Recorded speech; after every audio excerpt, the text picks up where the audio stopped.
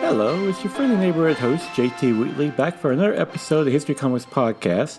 This time on another edition of the Classics, and that is the story, The New Fantastic Four, which took place in Fantastic Four number 347 to 349 back in 1990 by Walt Simonson and Arthur Adams, which finds the Fantastic Four originally seemingly taken out, and a new team has to emerge composed of the Spider-Man, the then Gray Hulk, Ghost Rider, and Wolverine. This is a very fun and innovative story that plays on the fact these are probably the four most popular characters with Marvel at the time, the more gritty, edgier stuff. And it kind of plays in that concept, hey, let's replace the old Fantastic Four with this new, edgier Fantastic Four.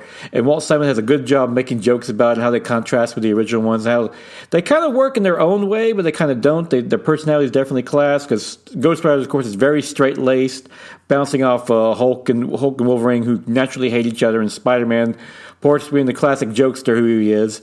And a fun little fact, Spider-Man wasn't supposed to be one of the characters. It's supposed to be the Punisher, but they said, no, that would make it a little too dark and violent.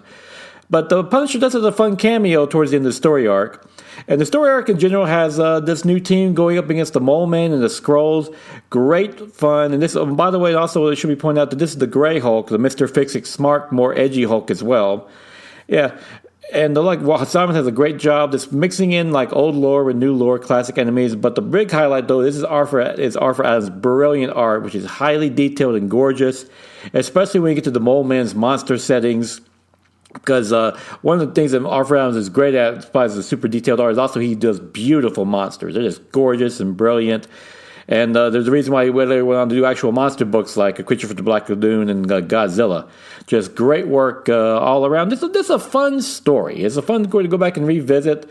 And when, of course, nicely timed with the Fantastic Four having their big anniversary issue this last week. So, yeah, definitely check it. If you want to read something more, just a good, fun read from beginning to end with some great art, check out The New Fantastic Four. You can probably find it in a pretty cheap trade because it's just a 3-issue run. And honestly, I think it's one of the first trades I ever bought. I bought it back when we had magazine racks, and it was one of the first ones. It was $8 for 3 comics. I just absolutely loved it. It was a very cool read. So yeah, check out New Fantastic Four, because in my opinion, that's a new classic now.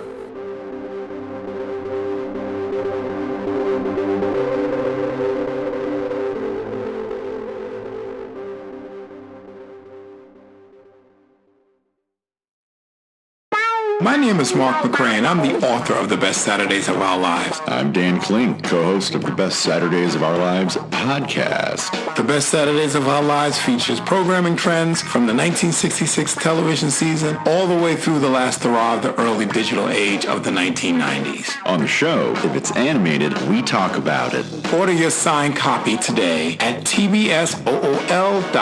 And listen to the podcast at esonetwork.com and all podcast platforms.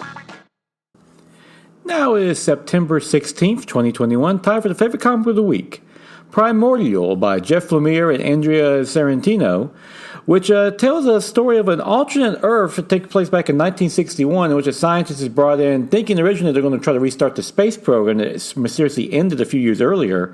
But no, he's been told to come in and clean out the last vestiges of it because they're apparently ending NASA and any kind of the space program in general, which shocks the scientists. And still he starts digging up some clues about what ended the space race with both the Soviet Union and United States, because apparently when they sent their animals into space for testing, which included, the Soviet Union sent a few dogs up there and America sent a few chimps up there, something happened that caused everyone to shut things down, and now he's trying to get to the bottom of the crazy mystery. And yeah, this is classic Jeff Lemire, who finds these great, neat conspiracy mysteries and kind of feeds you enough to really intrigue you and go, what's going on here? This is crazy and cool. And it just hooks you right in. And it's matched beautifully by Sorrentino's art, which is a balance between it has almost like a crime noir feel with the mystery of him trying to figure out what's this government conspiracy hiding what happened with the space race. At the same time, kind of a majestic wonder where it flashes back and forth to the original launches of the animals put into space, along with a great twist at the end where you actually do see what happened to those animals. It's very cool. And fun. I like these. Jeff Lemire, like you said, he's great at the fun twist on science fiction and fantasy. This looks to be a prime example of it. And of course, I knew Jeff Lemire comics always fun nowadays because he's really fast becoming one of the top artists and writers in comic books right now. So yeah, Primordial #1. Definitely check it out at the latest comic book store.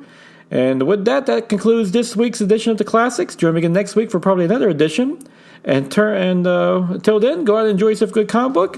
And if you can, check out the new Fantastic Four, because that, in my opinion, is a classic now.